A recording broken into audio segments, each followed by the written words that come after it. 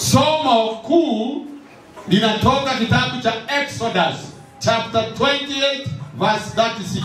Mungu alipotaka kuwa na wana wa Israeli kupitia kwa kuhani mkuu, alitangaza utakatifu wake. Akasema nini? Nawe fanya bamba la dhahabu safi na kuchora juu yake mfano wa machoro ya muhuri mtakatifu kwa Bwana. Unaona hivi? Asante sana, asante sana. Ngoja nisome Kiingereza. Unajua vile nimesoma. Hebu soma 35 tusikie kama ndio inaanza. Nayo itakuwa juu ya Haruni akitumika, na sauti ya hizo njunga itasikilikana hapo aingiapo ndani ya mahali patakatifu mbele ya Bwana, na hapo atakapo nje, ili kwamba asife. Nawe fanya bamba la dhahabu safi na kuchora juu yake mfano wa machoro ya muhuri mtakatifu kwa Bwana. Asante sana, asante sana. Sasa ndio umesoma vizuri zaidi. Mungu ndiye aliyemwambia Musa. Haruni ndiye aliyekuwa kuhani mkuu, the high priest. Kama high priest, Mungu akasema, sasa tengeneza a plate. Plate ni nini? Plate ni nini? Unajua sisi hatujatengeneza signboard. A plate ni kama ile ya gari, number plate. Tuko pamoja? Sasa tengeneza a plate of pure gold. Dhahabu safi. Dhahabu peke yake. Na hiyo plate uweke juu ya Harun. Kila mtu akimwangalia Harun, kitu ya kwanza inayotokea ni dhahabu. Ya pili, hiyo dhahabu imeandikwa jina, sio dhahabu tu. Ati amewekewa hapa watu wanaona dhahabu, hapana. Holiness to the Lord. Mungu wetu alitaka Waisraeli wajue, na iliwekwa hapa forehead hapa, ya kwamba Haruni ni mtakatifu kwa Bwana, ametengwa kwa ajili ya Bwana, kwa utakatifu wake Bwana. Wote wajue utakatifu wa Bwana, na vile Mungu anavyotaka kwa Waisraeli wote ni utakatifu, nothing more, nothing less. Mungu alitaka Waisraeli wakimuona Harun wakumbuke Mungu ni utakatifu peke yake. Sio hiyo tu, Haruni akivaa hiyo pia alikuwa amejazwa kengele. Kengele zote zilikuwa zinaambia watu Mungu ni mtakatifu. Mungu ni mtakatifu.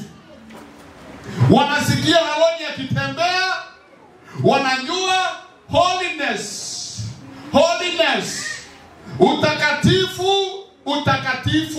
Utakatifu. Ndani ya madhabahu, utakatifu peke yake. Sasa unajua tunasomanga the last phrase, eti kama ametenda dhambi atakufa. Maana ile kengele haitalia. Lengo kubwa lilikuwa la kuonyesha utakatifu wa Mungu kabla ya afe. Na tu hata hakuna kuhani alikufa. No. Kumaanisha lengo yake haikuwa kifo. Lengo yake ilikuwa ni utakatifu uenee ndani ya wana wa Israeli. Sasa how holy is God? Tunayeongea juu yake mtakatifu. Yeye ni mtakatifu kiwango gani? Katika mambo yake yote yeye ni mtakatifu. Amen. Kitabu cha Zaburi 145 verse 17. Kazi yako yote ni takatifu. Mathayo 6 mstari wa 9. Jina lako ni takatifu. Warumi 7:12. Sheria yako ni takatifu. Luka 1:72. Agano lako ni takatifu. Unajua sisi tunaye Mungu wa agano, na hilo agano lake ni takatifu. Zaburi 11:4. Hekalu lake ni takatifu. Second Chronicles chapter 30:27. His dwelling is holy. Makao yake ni takatifu. Huyu ni mtakatifu na vyote vyake ni vitakatifu. Zaburi 47:8. Kiti chake ni kitakatifu. Wahibrania 9:3. Lakini mahala anapoishi is more holy. Maana maandiko inasema the holiest of all. Ni patakatifu mno mahala anapoishi. Unajua mwanzo na chanzo cha utakatifu ni yeye. Vyote vinasumbuka utakatifu, utakatifu, utakatifu. Holy, holy, holy, holy is the Lord. Sasa nataka tusome Isaya 6. Isaya 6 mstari wa kwanza. Tuteremke. Tunajua hiki kisa, lakini tusome kidogo tu. Tusome kidogo. Isaya 6. Neno la Mungu inasema katika mwaka ule aliokufa mfalme Uzia, nalimuona Bwana ameketi katika kiti cha enzi. Nikamuona Bwana ameketi kwenye kiti cha enzi kilicho juu sana na kuinuliwa sana. Na pindo za vazi lake zikalijaza hekalu. Juu yake walisimama maserafi. Maserafi ni malaika, aina ya malaika. Kila mmoja alikuwa na mabawa 6. Kila malaika alikuwa na mabawa 6. Kwa mawili alifunika uso wake. Mawili yalikuwa hapa mbele ya kufunika uso. Na kwa mawili alifunika miguu yake. Na mawili yalikuwa ya kufunika miguu yake. Na kwa mawili aliruka. Na mawili yalikuwa ya kuruka. Akaitana kila mmoja na mwenzake.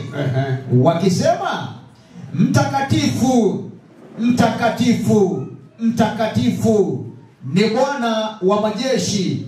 Dunia yote imejaa utukufu wake. Hiyo ndiyo kazi ya malaika waliokaribia kwenye kile kiti cha enzi. Wako na mabawa, hawawezi angalia vile viko hivi, waangalie baba. Hapana, mabawa mawili yanazuilia malaika kumwona, na miguuni mabawa mawili. Mbele ya malaika kuna mabawa, lakini kazi yao hao malaika ni kumuita tena. Kweli yeye ni mtakatifu, kazi zake zote, mambo yake yote ni matakatifu, lakini malaika wakienda mbele yake tena wanarudia kusema mtakatifu, mtakatifu, mtakatifu. Wanaendelea. Kitabu cha Ufunuo kinasemaje? Usiku na mchana hawachoki kutaja utakatifu wake Mungu. Amen. Huyu ndiye tunayeongea juu yake mchana wa leo. Wahibrania 12 mstari wa 29. Hebrews 12 verse 19 inasema katika utakatifu ule wake yeye ni moto ulao. He is a consuming fire. Hiyo inamaanisha nini? Ya kwamba chochote anacho, hiyo iko na maana nyingi sana, lakini maana ile tunayoongelelea juu yake inamaanisha nini? Ya kwamba kila kitu kinachokuwa karibu naye, kinachokaribia huu Mungu, lazima kiwe transformed. Nasemaje hiyo? Kibadilishwe katika ule utakatifu wake. Amen. Kitabu cha Exodus chapter 19. Exodus chapter 19 inasema nini? Exodus chapter 19 verse 10 to 19. Sasa tutasoma yote. Tutaanza hapo, tutende tufike hapo kidogo. Neno la Mungu inasema Bwana akamwambia Musa, nenda kwa watu hawa, ukawatakaze leo na kesho. Uwatakaze hawa watu, wakazivue nguo zao, wawe tayari kwa siku ya tatu. Maana siku ya tatu Bwana atashuka katika mlima wa Sinai. Maana siku ya tatu Mungu mwenyewe atashuka. Yule mtakatifu mwenyewe atashuka kwenye mlima wa Sinai.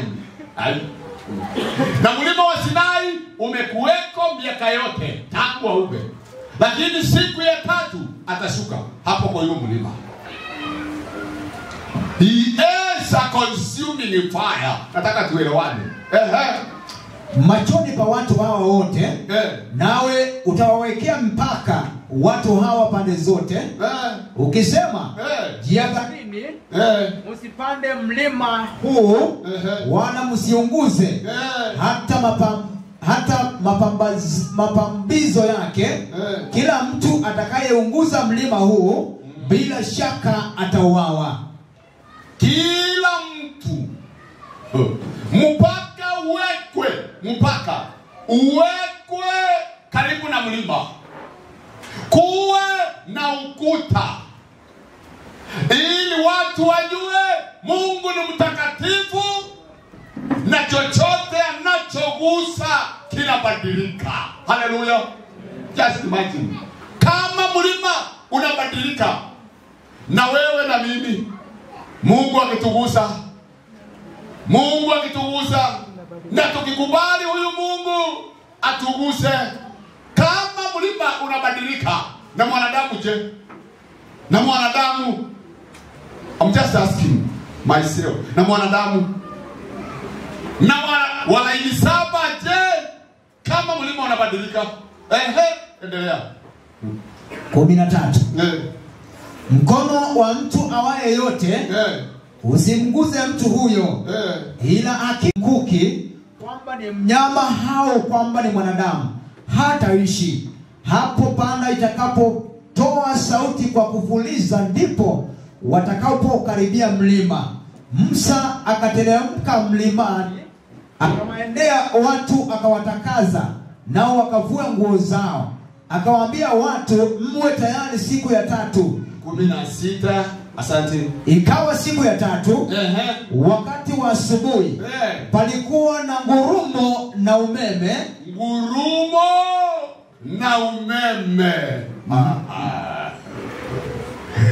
Nataka niwaambie wapendwa, unajua utakatifu wa Mungu tunayoongea juu yake ni kwa sababu hatuja kutana na hizi ngurumo na hata umeme, hatujawahi kutana nayo.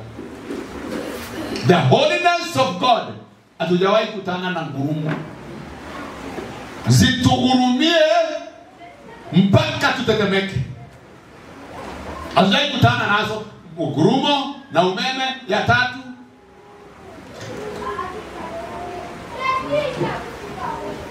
Na upepo nzito na wingu nzito juu ya mlima, na wingu nzito likawa pale mlimani.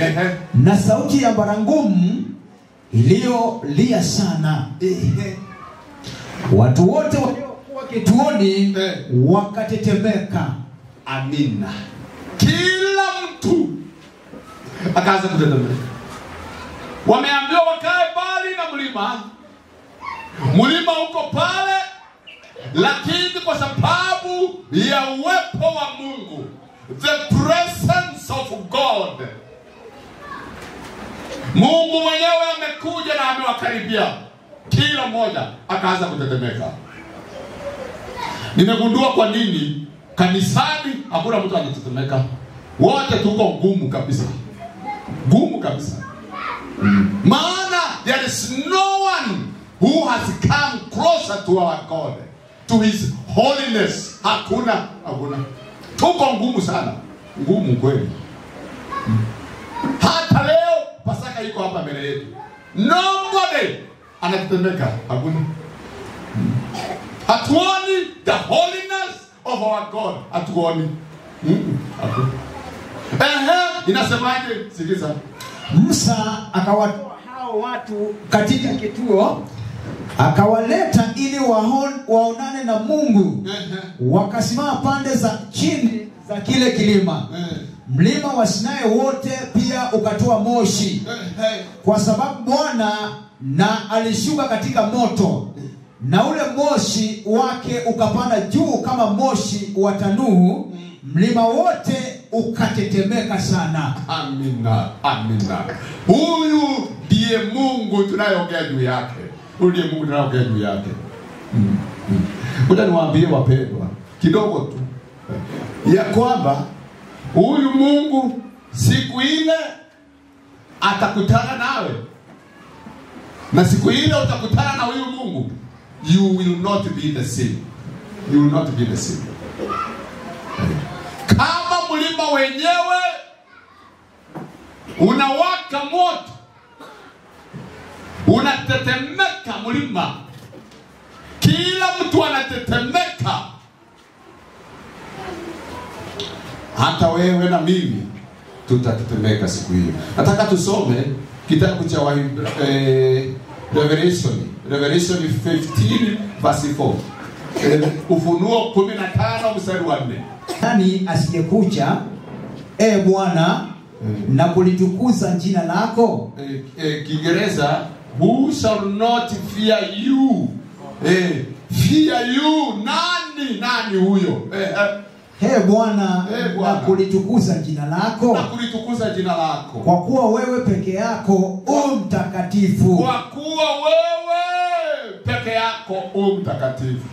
Kwa maana mataifa yote watakuja na kusujudu mbele zako, kwa kuwa matendo yako ya haki yamekwisha kufunuliwa. Amina. Tuko na the three angels message. Ujumbe wa malaika watatu unasema fear God and give him glory. Ni kwa sababu gani tunaambiwa fear God and give him glory? Inasemwa hivi, ni kwa sababu moja tu, ya kwamba he alone is holy. Amen. Ya kwamba yeye peke yake ni mtakatifu. Hakuna mwingine aliye mtakatifu. Hakuna na hakutakuwa. Mtakatifu ni mmoja peke yake. Ndipo tuko na tunaitwa sisi ndio tuliona ujumbe wa malaika watatu, the three angels message. Kwa sababu gani? Huyu ni mtakatifu mmoja tu aliye tunaongelea juu yake. Sasa inasemwa hivi, malaika wanapoitana wanaita wote waweze kuelewa kuna mmoja aliye mtakatifu, anayehitaji our respect, heshima yetu.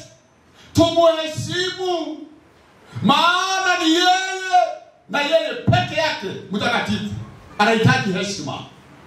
heshima kwako, heshima kwangu. Tumpe. Malaika tumeona wenyewe wanamuheshimu kwa kurudia hiyo jina lake mtakatifu milele zote. Hawachoki, hawaoni ungumu wa kusema hiyo. Nataka tusome kitabu cha mwisho. First Peter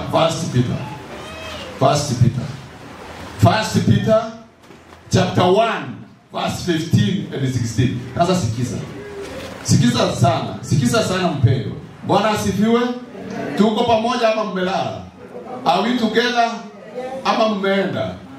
Sasa sikiza. First Peter 1:15. Labda ulikuwa unataka kulala. Sikiza.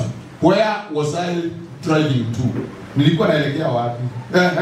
Neno la Mungu linasema bali kama yeye aliyewaita alivyo mtakatifu, kama yeye aliyetuita alivyo mtakatifu, ninyi nanyi iweni watakatifu. Sisi walaini saba, nasi lazima tuwe watakatifu katika mwenendo wenu wote. Katika mambo yetu yote lazima utakatifu uonekane. Haleluya. Kama aliyetuita ni mtakatifu, kama anavyoinamiwa kwa utakatifu wake, nasi lazima tuwe watakatifu. Hapa ndio kibarua iko. Hapa ndio mtihani wa kila mmoja wetu uko. Lazima tuwe watakatifu. 16. Kwa maana imeandikwa mtakuwa watakatifu kwa kuwa mimi ni mtakatifu. Hii imeandikwa hata mbinguni, imeandikwa hata ndani ya mawazo ya kila mmoja. Kama wewe ni wa Mungu, kama wewe umeitwa na Mungu, lazima uwe mtakatifu. Amen. Hapa si watu wanasema amen. Maana wanasema haiwezi. Kimbira. Niwe mtakatifu kimbira. Kazini, biashara yangu ionekane utakatifu. How? Kwa mwili wangu uonekane utakatifu. In my body. How? Si wote wanasema amina, si wote wanaweza sema amina. Maana mtu anajua vile amefinywa na mabeste huko kwa kazi. Wewe ni mama, uko na bwana, lakini kuna watu wanakufinya. Somewhere. Kwa maneno machafu, maneno ambayo huwezi penda bwana yako asikie. Mnaongea huko. Huo ni utakatifu gani? Unasema wewe ni Mkristo na uko na ndoa. Wapendwa, amesema kama ilivyoandikwa, utakatifu lazima tuwe nao. Utakatifu. Huyu Mungu tunayeongea juu yake, the holiness of God refers to the absolute moral purity of God and the absolute moral distance between God and his human creatures. Unajua hii tunasema moral purity ni separation from sin. Yani ya kwamba hakuna dhambi kwa Mungu. Hakuna. Haipo. It's not there. It's not there. Haiwezi. Na hiyo ndio Mungu anatuita. Anatuita. Tunachafuliwa kwa kile tunachoona. Kwa simu. Sasa hivi ile simu ya kufinya hivi ilipotea. Hakuna. hata mtu anaficha sana, hataki aonekane. Nilinunua moja kwa nyumba, maana niliona vijana wanapenda hii sana. Nikajua hii iko na mashetani, na inataka a higher spirit, another world. Yule anaitumia hii simu, especially wale wako na wifi. So nikanunua hiyo jingine ya kufinya, nafinya hivi ili ilete kile unataka. Sawa, nikaambia my boys, simu yenu hapo. Hiyo simu inasidaka hapo. Siku moja mama akawaambia, simu bebe simu. Hiyo hata nini ya baba alisema ananunua. Inakaa. Sasa wakiboeka sana ndio naona wanachukua. Inafinywa na mimi nasema okay.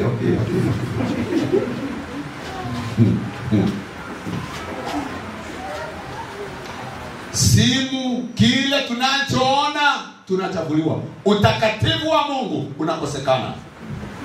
Kile tunachosikia kinatuchafua. Utakatifu wa Mungu unapotea. It's not there. Kile tunachokula, chakula yenyewe inatuchafua. Unajua nasemaga, nilisoma inasema hivi, kama tunaenda mbinguni, diet, chakula ni moja ya vitu ambavyo Mungu anasema reformation must be met. Lazima tuwe na reform. Amen. Mmoja ameguswa hapo. Chakula vile tunavyokula.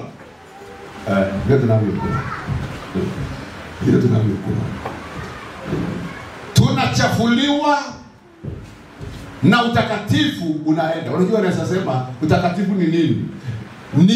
Ni vyote. Tumeona Mungu ni mtakatifu kwa vyote vinavyomzingira.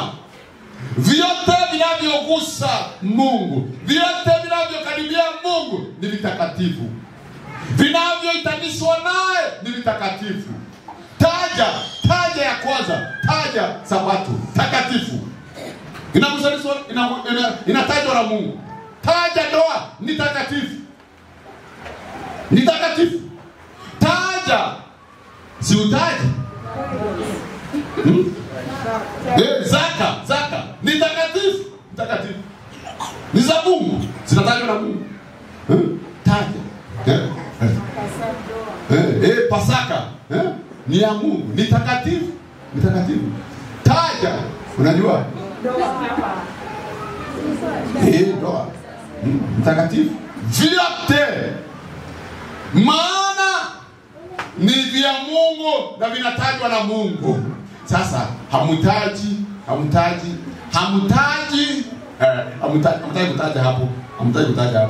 Hata watumishi wake, his servants, wao wanaosema they are minister and ministering in his holy place. Wale wanaosema wanahudumu katika patakatifu. Mungu anasema lazima wawe watakatifu. Kitabu cha Leviticus, kwa tusome. Nilisema fungu la mwisho, kwa tumalize mwenyewe. Hii ilikuwa tukio ambalo lilitokea Leviticus chapter 10. Na Mungu anza moja akasema,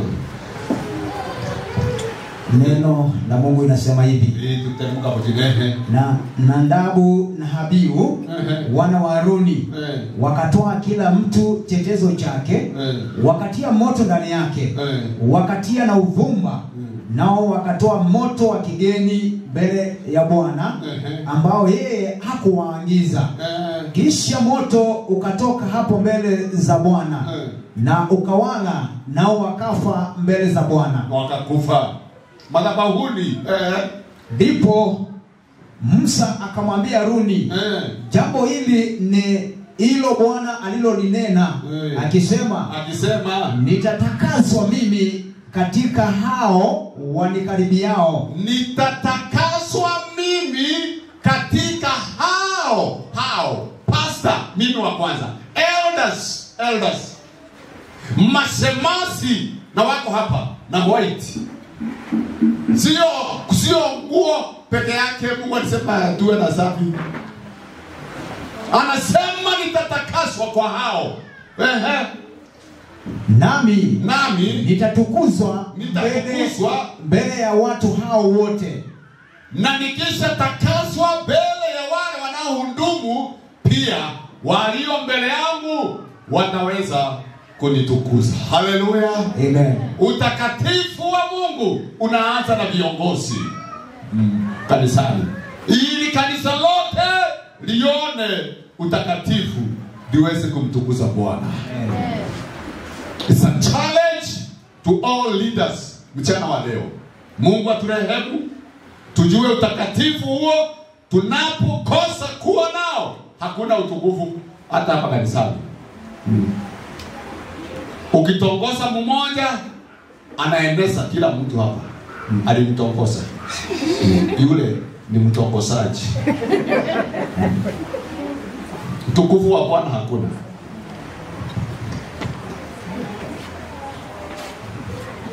Tuwe na msimamo kama viongozi.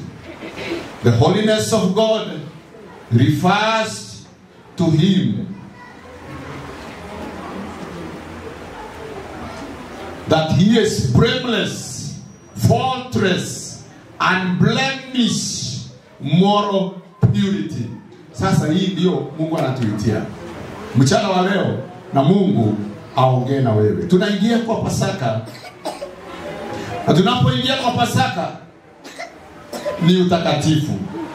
Sasa sikiza, sio utakatifu wako Mungu anasema ulete. Yeye ndiye aliyemugusa Isaya, alimugusa Isaya. Isaya alisema mimi nitakufa tayari, mimi ni mufu, I am a dead man. Nimeona utakatifu wa Bwana, nimemuona aliye mtakatifu. I'm dead. Lakini malaika akaleta kaa, akamgusa Isaya, uovu wake wote ukaisha, hakufa. Lakini unapoenda kwa Nadabu na Abihu, Mungu alikuwa amewaambia what to do ili wabaki na utakatifu, lakini walikataa. To them Mungu akaua. Hiyo inamaanisha nini? Kuna ule utakatifu ambao Mungu mwenyewe anatupa kila mmoja wetu kwa kumwamini Bwana Yesu Kristo. Hallelujah. That righteousness of Christ Baba anatupa kwa kumwamini. Lakini pia kuna kazi yako na kazi yangu ya kufanya ili nibaki mtakatifu. Na huo utakatifu, mpendwa, kwa nguvu za Yesu utaupata. Sasa mchana wa leo Yesu yuko hapa ili atutakase, atuondolee maovu tulio nayo. Miezi 3 tumetangatanga maovu, tumekanyanga mabaya, tumekula vibaya. Mungu anataka kutufanyia upya maisha yetu utakatifu. Katika Pasaka ya leo anasema kutawadhana miguu ni ubatizo kidogo. Tunabatizana. It's holy. Usiruke, enda pale utakaswe, utawakwe. Ni tendo lilo takatifu. Alafu baada ya hiyo kuja kula mkate, upate nguvu, kunywa kikombe, uweze kutakaswa kabisa. Tukitoka hapa tena tunatoka na utakatifu mwingine. All these are God's ordinances. Hatuelewi, lakini kwa imani tunaamini tumetakaswa tutaendelea kutakazwa na tutaishi watakatifu, tukingojea siku moja ambayo ameandika katika neno lake, ambapo tutabaki milele na milele tukiwa watakatifu. Amina. Hiyo siku ni ile siku atakuja. Wamwendea Yesu kwa kusafiwa, kuoshwa kwa damu ya kondoo.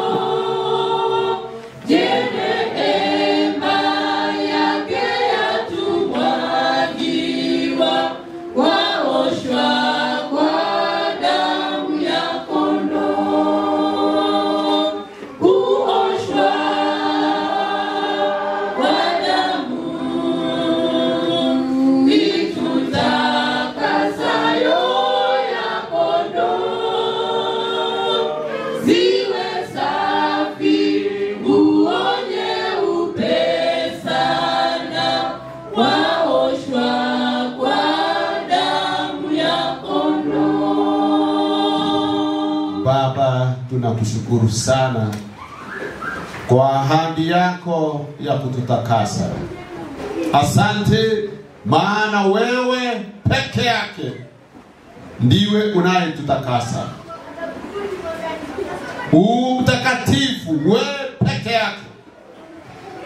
Tunakushukuru, tutakase mchana wa leo, tusafishe. Hata tunapoenda kutawadhana miguu, tunaomba utakaso wako. Asante kwa neno hili la mchana wa leo, likaweze kufikia kila mmoja wetu, tukawe watakatifu, tukaachane na matendo maovu ya kila namna yanayochafua utakatifu wako. Asante, kwa jina la Yesu tumeomba. Amen. Amen.